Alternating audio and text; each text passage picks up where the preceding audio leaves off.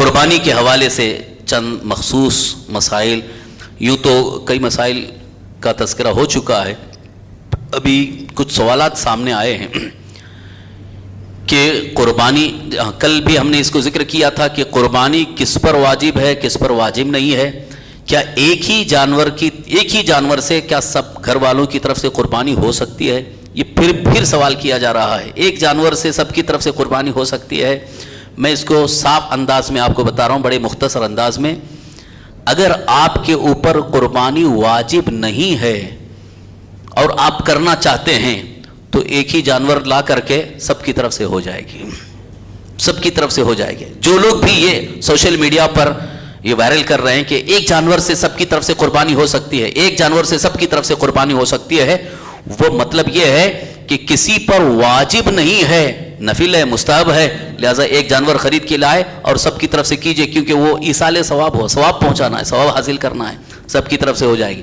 لیکن جن پر واجب ہے، جن پر واجب ہے، انہیں اپنی طرف سے قربانی ادا کرنا یہ لازم ہے، ضروری ہے، کمپلسری ہے۔ جن پر واجب ہے اگر وہ ادا نہیں کریں گے تو وہ گنہگار ہوں گے۔ تو اب جیسے میں نے کل بھی کہا تھا، ایک گھر کے اندر اگر 5 افراد ہیں، ایک گھر میں 5 افراد ہیں، شوہر ہے، بیوی ہے، بیٹے ہیں، سب کے سب مالک نصاب ہیں، سب کے پاس اتنی رقم ہے جس سے وہ مالک نصاب ہوتے ہیں، تو اب ایک جانور لا کر کے سب کی طرف سے نہیں ہوگی، بلکہ پانچوں اگر مالک نصاب ہیں تو 5 جانور یعنی 5 بکرے ہونا چاہیے اگر بکرے سے قربانی کرنا چاہتے ہیں۔ اور اگر بڑے جانور کے ذریعے اگر قربانی کرنا چاہتے ہیں تو اس میں چونکہ ایک بڑے جانور میں 7 حضرات شریک ہو سکتے ہیں۔ بڑے جانور سے مراد گائے، بیل، بھینس، اونٹ، یہ بڑے جانور میں شمار ہیں، لہذا ان کی اگر قربانی کریں تو اس میں 7 حضرات شریک ہو سکتے ہیں۔ لیکن بکرا، بکری، مینڈھا، مینڈی یہ جو ہیں ان میں صرف اور صرف ایک ہی کی طرف سے ہوگی۔ اس مسئلے کو اچھی طرح سے آپ ذہن میں رکھیں، پھر کوئی کنفیوژن میں ڈالتا ہے تو اس کی طرف توجہ نہ کریں کہ وہ جو حدیثیں، دلیلیں پیش کر رہے ہیں کہ صحابہ میں کچھ حضرات صحابہ نے کہا کہ ہم ایک ہی سے سب کی طرف سے کر لیتے تھے، حضور نے پوری امت کی طرف سے کر دیا، تو یہ جو دلیلیں پیش کر رہے ہیں وہ مستحب قربانی ہے، نفلی قربانی ہے، لیکن واجب کی حیثیت میں آپ کو بتا چکا ہوں کہ جس پر واجب ہے وہ اسے کرنا ضروری ہے، اور اگر نہیں کرے گا تو وہ گنہگار ہوگا۔ تو وہاں جہاں پر آپ کو حدیثوں کی روشنی میں بتایا گیا کہ یہاں صحابی نے یہ فرمایا کہ ہم نے ایک ہی میں سب کی طرف سے کر دیا، تو وہاں وہ صورت تھی کہ کسی پر واجب نہیں ہے اور انہوں نے سب کی طرف سے کر دیا ہے۔ واجب ہونے کی صورت میں ہر ایک پر ادا کرنا واجب ہے۔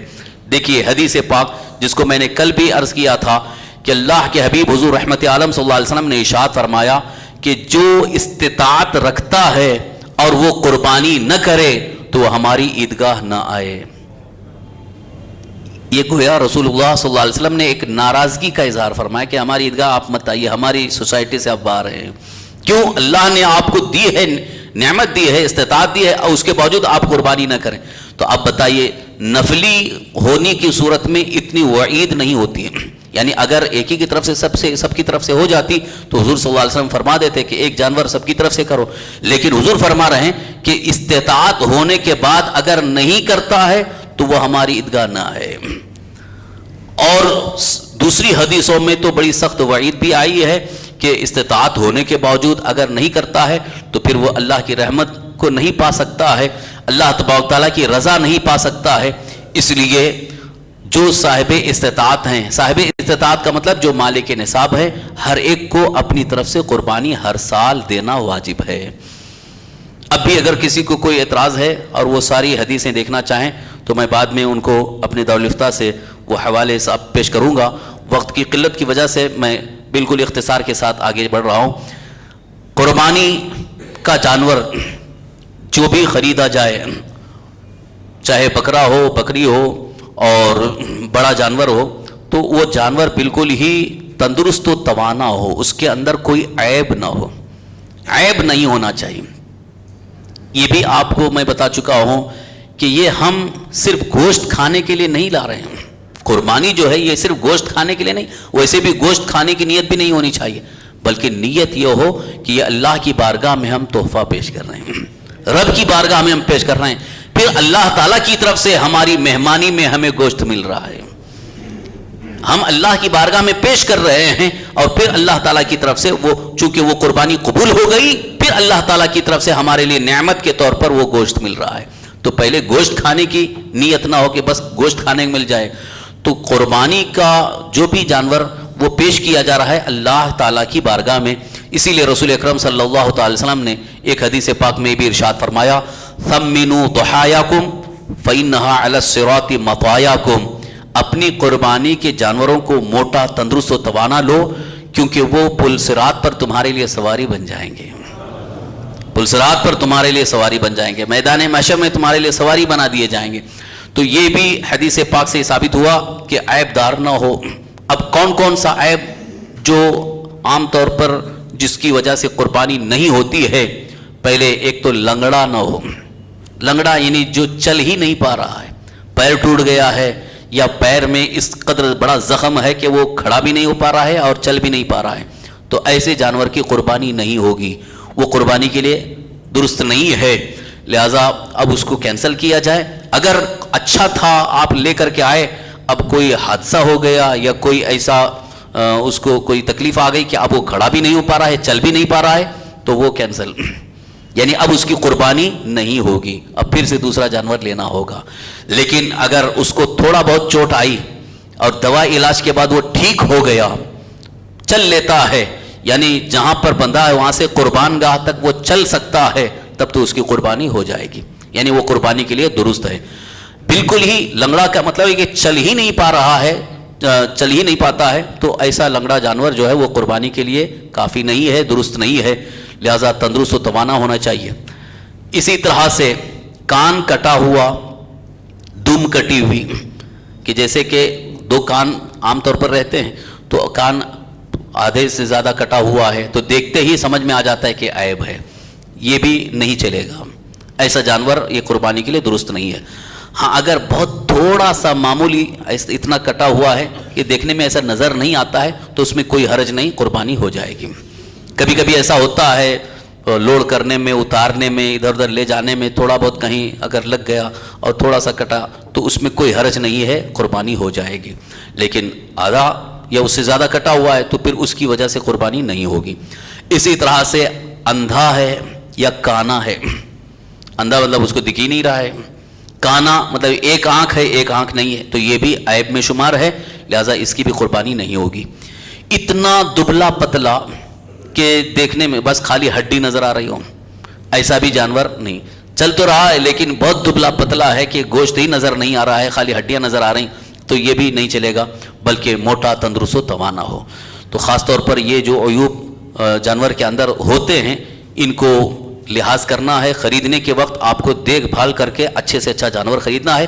ایسا نہ ہو کہ تھوڑا کم پیسے کے لیے چکر میں جو ہے وہ عیب دار جانور خرید لیے اور ادھر قربانی نہیں ہوئی تو ثواب بھی گیا، ثواب تو نہیں ملا، اور ادھر ہمارے ذمے جو واجب ہے وہ باقی رہ جائے گا۔ قربانی کے جانور کی عمر، چھوٹا جانور یعنی بکرا، بکری وغیرہ، یہ 1 سال کے ہونا چاہیے، کم سے کم 1 سال، اس سے زیادہ وہ چلے گا، 1 سال سے 1 دن بھی کم ہے تو اس کی قربانی نہیں ہوگی، یہ بھی یاد رکھیے۔ اب اس میں 1 سال کا ہونے کے لیے کچھ لوگ جو خاص جو جانور کے متعلق معلومات رکھتے ہیں، تجربہ رکھتے ہیں، کہ دانت کو دیکھ کر کے وہ معلوم کرتے ہیں کہ یہ 1 سال کا ہے، دانت آ گیا ہے، اور بڑے جانور میں 2 دانت۔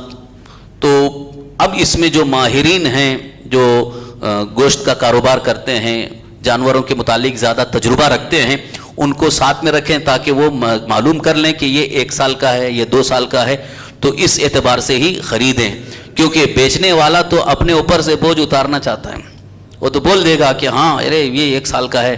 کچھ چھوٹے جانور جو بکرے وغیرہ دیکھنے میں بڑے تندرست نظر آتے ہیں لیکن 1 سال کا نہیں ہے، تو اب آپ اس کو خریدیں نہیں، کیونکہ 1 سال سے کم کا ہے، اگرچہ وہ موٹا، تندرست و توانا ہے، اس کی قربانی نہیں ہوگی، وہ قربانی کے لیے جائز نہیں ہے۔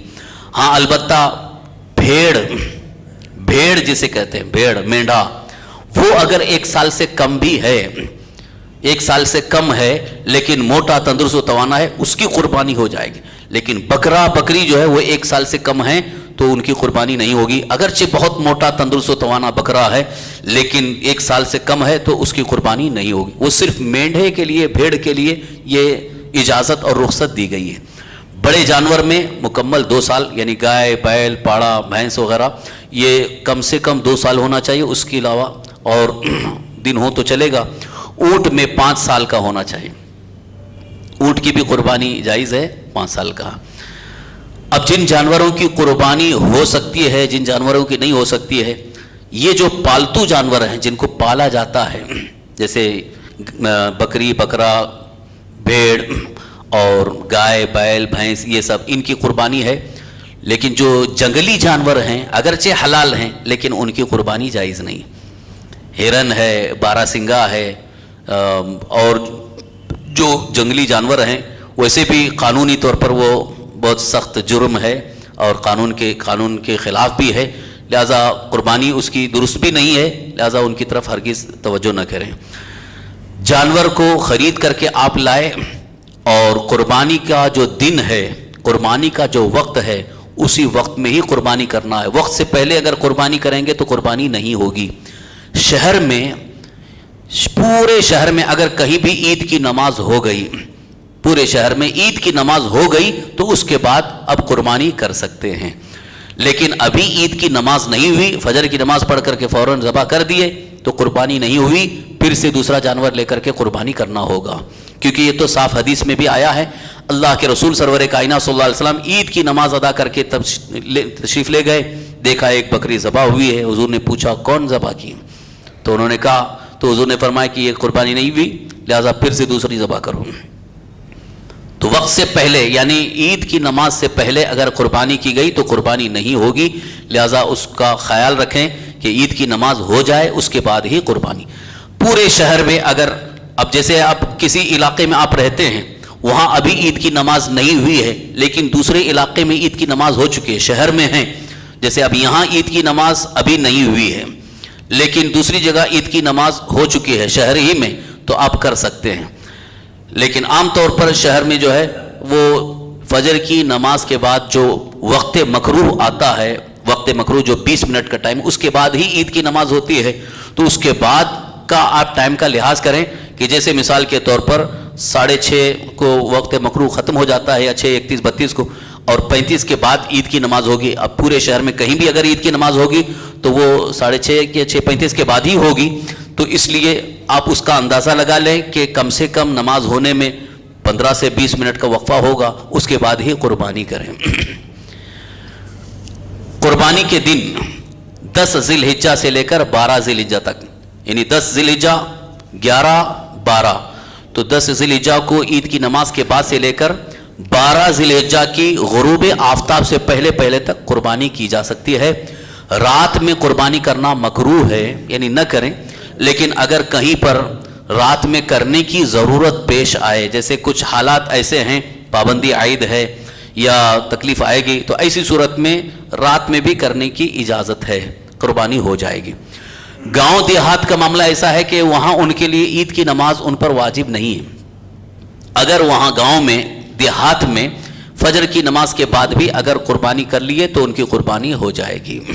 یعنی قربانی کے لیے ان کے لیے عید کی نماز کا انتظار کرنا ضروری نہیں ہے، فجر کی نماز کے بعد بھی وہ قربانی کر سکتی ہے. صرف گاؤں دیہات کے لیے حکم، لیکن شہر میں عید کی نماز کے بعد ہی قربانی کی جائے گی. قربانی کے وقت کے متعلق یہ تو اس بارے میں بھی کچھ لوگوں کا اعتراض ہے کہ قربانی 3 دن ہے کہ 4 دن ہے. اس سلسلے میں جو حدیثیں سامنے آئیں ان میں حضرت امام شافعی رحمۃ اللہ تعالی علیہ کے نزدیک قربانی 4 دن درست ہے، یعنی چوتھے دن بھی قربانی کی جا سکتی ہے، 13 کو بھی. لیکن امام اعظم ابو حنیفہ رضی اللہ عنہ کے نزدیک اور کئی محدثین نے اس بارے میں تحقیق کی ہے کہ قربانی کے 3 دن ہی ہیں، اور اس کے دلائل ہم نے پیش بھی کر دیے ہیں اور اس کے ریکارڈ بھی کر دیا ہے کہ 3 دن کی قربانی یہ زیادہ بہتر ہے. اور ان میں 3 دنوں میں افضل پہلا دن، یعنی 10 ذی الحجہ کو یہ زیادہ افضل ہے، زیادہ بہتر ہے کہ اس دن قربانی کر لیں تاکہ اللہ تعالیٰ کی بارگاہ میں وہ مقبول بھی ہو جائے. قربانی کے متعلق ایک مسئلہ یہ بھی بہت ضروری ہے کہ جس جانور کو آپ خرید کر کے لائے قربانی کرنا ہے تو اب ذبح کا جو مسئلہ ہے یہ بہت اہم ہے. ذبیحے کا مسئلہ بہت اہم ہے. اگر ذبح صحیح ہے تو قربانی صحیح ہو گئی، اور اگر ذبح صحیح نہیں ہوا تو پھر قربانی نہیں ہوئی. اس بارے میں یہ میں اس لیے تاکید کے ساتھ کہہ رہا ہوں کہ بہت سارے لوگ یہ سوچتے ہیں کہ بھائی کسی سے بھی کرانا ہے بس ہو جائے، کسی کو بھی پکڑ کے لاؤ بس وہ نیت پہنچانا ہے، ہمارا نام پڑھ دے بس ہو گیا، گوشت کھانے مل جائے. ارے بھیا سال بھر میں ایک بار آپ کو یہ موقع مل رہا ہے اللہ کی بارگاہ میں قربان کرنے کا، تو تھوڑا سا صبر اور سنجیدگی کے ساتھ اچھے طریقے سے کرنے کی کوشش کریں. تو یہاں پر آپ کو اس بات کا خاص لحاظ رکھنا ہے کہ ذبح کرنے والا مسلمان سنی صحیح العقیدہ ہونا چاہیے. مسلمان سنی صحیح العقیدہ ہو تو اس کا ذبیحہ صحیح ہے. شریعت مطہرہ میں جن کو بد مذہب کہا گیا، بد مذہب وہ حقیقت میں وہ کافر ہی ہیں، لہذا اگرچہ وہ عید کی نماز پڑھ کے آیا ہے، لمبی داڑھی ہے، کرتا پیجامہ ہے، لیکن وہ بد مذہب ہے، گستاخ رسول ہے، یا ایسے عقیدوں کو مانتا ہے جس میں شان رسالت میں توہین اور گستاخی کی گئی ہے، لہذا ان کی قربانی ہی نہیں ہوگی. اور وہ اگر ذبح کرتے ہیں تو ان کا ذبیحہ حلال نہیں ہے، ذبیحہ حرام ہے. تو اب وہ خود بھی قربانی نہیں ہوئی، پھر ایسوں کی قربانی کا گوشت لے بھی نہیں سکتے. ان کی قربانی کا گوشت لینا بھی جائز نہیں ہے کیونکہ وہ ذبیحہ ہی حرام ہے، تو ہم اس کو کھا بھی نہیں سکتے ہیں. لہذا اگر کسی نے لا کے دیا ہے اٹھا کے لے جا کے اس کو دریا میں بہا دیا جائے، اور خود اس کو ہرگز نہ کھائیں. اور اسی طرح سے کافر مرتد بد مذہب کو قربانی کا گوشت دینا بھی منع ہے، جائز نہیں ہے. اگر اپنے تعلقات میں ایسے ہیں، کاروبار میں پارٹنر ہے، دینا پڑتا ہے، تو اس کے لیے مناسب طریقہ یہ ہے کہ الگ سے جو ہے وہ بکرے کا گوشت خرید کر کے لے کے رکھ لیں تاکہ وہ اس کو دے دیں. کیونکہ صحابہ اکرام نے حضور صلی اللہ علیہ وسلم سے پوچھا تھا، یا رسول اللہ جو ذمہ ہیں کافر ہیں، یہ کچھ کافر ہیں وہ ہمارے ساتھ کام آتے ہیں، ان کو ہم دے سکتے ہیں کہ نہیں؟ تو رسول پاک صلی اللہ علیہ وسلم نے ارشاد فرمایا قربانی کا گوشت مقدس ہو گیا ہے، متبرک ہو گیا ہے، لہذا کافر اس کا اہل نہیں ہے، کافر اس کا اہل نہیں ہے، صرف مومن اس کا اہل ہے. لہذا ایمان والا ہی وہ گوشت کھائے اور غیر مومن کو وہ گوشت نہیں دیا جا سکتا. بعض لوگ اس سلسلے میں کہتے ہیں بھائی اب حالات ایسے ہیں کہ دینا پڑتا ہے. آپ حالات اپنے طور پر بنا رہے ہیں، لیکن شریعت مطہرہ نے جو حکم دیا ہے اس کے مطابق آپ کو کرنا بہتر ہوگا تاکہ اللہ کی رضا حاصل ہو جائے. قربانی کے گوشت کو 3 حصے کیے جائیں. جب ذبح ہو کر کے بوٹیاں مکمل ہو جائیں 3 حصے کیے جائیں. ایک حصہ اپنے بال بچوں کے لیے، ایک حصہ رشتہ داروں کے لیے، اور ایک حصہ غریبوں اور مسکینوں میں تقسیم کرنے کے لیے. اگر الحمدللہ رشتہ دار سب اچھی حالت میں ہیں، ان کے ہاں بھی قربانی ہو رہی ہے، تو بطور برکت دینا چاہیں ٹھیک ہے، لیکن بہتر یہ ہے کہ غریبوں اور مسکینوں کو زیادہ تقسیم کیا جائے. غریب اور مسکین جن کو بہت کم نصیب ہوتا ہے، لہٰذا ان کو اگر گوشت پہنچایا جائے تو یہ زیادہ بہتر ہوگا. اور یہ بھی انتظار نہ کریں کہ وہ آ کر کے مانگیں گے اس کے بعد ہم دیں گے. خاص طور پر اپنے آس پاس پڑوس میں، محلے میں، قریب رہنے والے پڑوسیوں میں آپ اس کا لحاظ کریں کہ ان کے یہاں قربانی ہوئی ہے کہ نہیں ہوئی ہے. بہت سارے ایسے بھی بھائی جو شرم کی وجہ سے، چونکہ اب ان کی اس وقت حالت نہیں ہے قربانی کرنے کی، مگر شرم کی وجہ سے وہ مانگنے بھی نہیں آتے ہیں، نہ کسی کے سامنے ذکر کرتے ہیں. تو ایسی میں ہماری ذمہ داری ہے کہ اگر ہم یہ دیکھ لیں، محسوس ہو جائے کہ ان کے یہاں قربانی نہیں ہوئی ہے، تو ضرور ان کے یہاں پہنچا دیں، ضرور پہنچا دیں. اس کی ایک وجہ میں آپ کو بتاؤں، کیونکہ ایک انسان بڑا ہے، یعنی ماں باپ جو ہے وہ صبر کر لیں گے، برداشت کر لیں گے، لیکن بچے برداشت نہیں کر پاتے ہیں. بچے برداشت نہیں کر پاتے ہیں تو بچے ماں باپ کے سامنے بول دیتے ہیں کیا اس سال ہماری قربانی کا گوشت نہیں آئے گا؟ اس وقت ماں باپ کے دل کو بڑی تکلیف ہوتی ہے. تو ایسی کبھی نوبت ان کے گھر میں نہ آئے، اس لیے بہتر تو یہ ہے کہ اگر آپ کو محسوس ہو رہا ہے، معلوم ہے کہ ان کی یہاں قربانی نہیں ہوئی ہے، تو آپ فوراً ان کے یہاں پہنچا دیں. آپ کے یہاں تو موجود ہے ہی ہے. بعض لوگ تو اپنے فریج میں اتنا بھر کے رکھتے ہیں کہ کبھی اگر لائٹ چلی جائے تو وہ فریج میں رکھا ہوا گوشت سب سڑ جاتا ہے، اٹھا کے لے جا کے پھینکتے ہیں. اس سے بہتر ہے کہ آپ تقسیم کر دیں. ان بچوں کی دلوں سے دعائیں نکلیں گی، انشاءاللہ آپ کو سال بھر اللہ تعالیٰ اس سے بہتر نعمتیں عطا فرمائیں. اللہ تعالیٰ صرف اور صرف دل دیکھتا ہے کہ آپ کے دل میں کتنا خلوص ہے، اور آپ نے کسی ٹوٹے ہوئے مسلمان دل کو آپ نے لحاظ کیا، جوڑ دیا، اس کا خیال رکھا تو اس کی برکت سے آپ کو بہت ساری نعمتیں اللہ عطا فرمائے گا۔ تو قربانی کے خاص موقع پر اس کا لحاظ کرنا ہے تاکہ کوئی بھی ہمارے پاس پڑوس میں اگر ہمارا بھائی جہاں پر قربانی نہیں ہوئی ہے تو محروم نہ رہے، ان کے ہاں تک قربانی کا گوشت پہنچ جائے۔ قربانی کا گوشت متبرک ہے، مقدس ہے، اس کو ادھر ادھر پھینکنا نہیں چاہیے۔ بعض لوگ جو ہے وہ ایسے پھینکے رہتے ہیں، تو اس کا بھی لحاظ کریں کہ کوئی چیز اچھی بچھا دیں، پلاسٹک ہے، چٹائی ہے، اس کو بچھا کے اس کے اوپر رکھیں، نیچے نہ رکھیں کہ اس کی وجہ سے وہ ایک طرح سے بے حرمتی ہوتی ہے۔ اور خاص طور پر اس بات کا لحاظ کرنا ہے کہ گوشت اگر بچ جائے تو اس کو لے جا کر کے کچڑے میں، کوڑا دان میں ہرگز نہیں پھینکنا ہے۔ جو بھی قربانی کا گوشت ایک تو تقسیم کر دینا ہے، اگر تقسیم کرنے کے کوئی لینے والا اگر موجود نہیں ہے اور خراب ہونے کی ایسی صورت نظر آ رہی ہے تو اس میں آپ یہ خراب کوڑے دان میں، گٹر میں اور نالیوں میں نہ پھینکیں، بلکہ سمندر میں لے جا کر کے ڈال دیں تاکہ مچھلیاں کھا لیں گی، اور وہاں بھی اگر نئی صورت بنتی ہے تو کہیں لے جا کر کے دفن کر دیں تاکہ اس کی اہمیت اور اس کی عظمت باقی رہے۔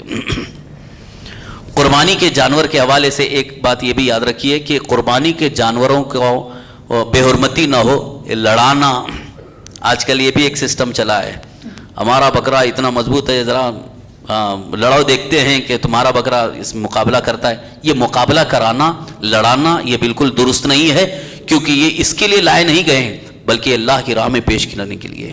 تو اس کا بھی لحاظ کریں کہ کسی بھی طرح سے ان کو یہ لڑانا اور اس طرح کی حرکتیں کرنا، تاکہ اس کی وجہ سے کبھی کبھی ایسا بھی ہوتا ہے کہ سینگ ٹوٹ جاتا ہے۔ سینگ اگر ٹوٹ گیا، جڑ سے ٹوٹ گیا تو پھر اس کی قربانی نہیں ہوگی، وہ بھی عیب میں شمار ہے۔ اگر معمولی تھوڑی سی نوک ٹوٹ گئی ہے تو کوئی حرج نہیں ہے، لیکن جس کا سینگ ہے اور وہ ٹوٹ گیا جڑ سے تو اس کی وجہ سے پھر وہ عیب میں شمار ہوگا، قربانی نہیں ہوگی۔ لیکن جس جانور کے پیدائشی سینگ نہیں ہے، پیدائشی طور پر سینگ ہی نہیں ہے، تو کوئی حرج نہیں، اس کی قربانی ہو سکتی ہے۔ تو قربانی کے متعلق چند ضروری مسائل تھے جن کو ہم نے آپ کے سامنے ذکر کیا ہے۔ پھر بھی اگر کوئی مسئلہ رہ گیا ہو، کوئی سوال آپ کے ذہن میں ہو تو آپ رابطہ کریں اور اس کے متعلق معلومات حاصل کریں۔ قربانی کے جانور کو ذبح کرنے کے لیے جو طریقہ ہے، بائیں پہلو لٹایا جائے، بائیں پہلو لٹایا جائے اور اس کا رخ، اس کا چہرہ قبلہ رخ ہو، قبلے کی طرف ہو، اور پھر دعا پڑھیں، دعا پڑھ کر کے بسم اللہ اللہ اکبر پڑھ کر کے ذبح کریں، اور جب ذبح مکمل ہو جائے اس کے بعد جو دعا ہے وہ دعا پڑھنی ہے، اور جن جن کی طرف سے قربانی ہے وہ ان کو خود کر رہے ہیں تو اپنے لیے، اور دوسروں کی طرف سے کر رہے ہیں تو ان کا نام لے لیں۔ یہ قربانی کے ذبح کا بھی بہتر طریقہ ہے۔ اور ذبح کرنے کے وقت جیسے میں ذبح کر رہا ہوں اور اگر میں چھری چلایا اور اس کے بعد فوراً قصائی لے کر کے اب آگے جو ہے چھری چلا رہا تو اس کو بھی بسم اللہ اللہ اکبر پڑھنا ضروری ہے، کیونکہ کبھی ایسا ہوتا ہے کہ ابھی ذبح مکمل نہیں ہوا فوراً ہاتھ میں لے لیتے ہیں۔ 3 رگوں کا جو کٹنا جس میں ذبح مکمل ہوتا ہے وہ ضروری ہے، اس سے پہلے تو وہ جس نے بسم اللہ اللہ اکبر پڑھا ہے وہ مکمل طور پر اس کو ذبح کرے، لیکن اگر قصائی بھی اسی وقت شریک ہو جاتے ہیں تو ان کو اس وقت بسم اللہ اللہ اکبر پڑھ لینا چاہیے۔ لیکن قصائی وغیرہ جو ہے صرف اور صرف پکڑے ہوئے ہیں تو ان کے لیے بسم اللہ اللہ اکبر پڑھنا کوئی ضروری نہیں ہے۔ اصل جو ذبح کرنے والے ہیں ان کو دعا پڑھنا، بسم اللہ اللہ اکبر پڑھنا ضروری ہے، تاکہ ہاں اگر 2 مل کر کے ذبح کر رہے ہیں، جیسے بڑے جانور میں کبھی کبھی ایسا ہوتا ہے کہ حافظ صاحب جو ہے تھوڑا کمزور ہیں تو دوسرے بھی اس میں شریک ہو جاتے ہیں، تو ان کے لیے بھی پڑھنا ضروری ہے، بسم اللہ اکبر پڑھیں، کم سے کم یہ دعا تو ضرور پڑھنا ہے۔ اللہ تعالیٰ ہم سب کو قربانی کے مسائل سیکھنے، سمجھنے، اس پر عمل کی توفیق عطا فرمائے۔ خاص طور پر جو آج مسائل ہم نے بیان کیے ہیں ان پر عمل کی توفیق عطا فرمائے۔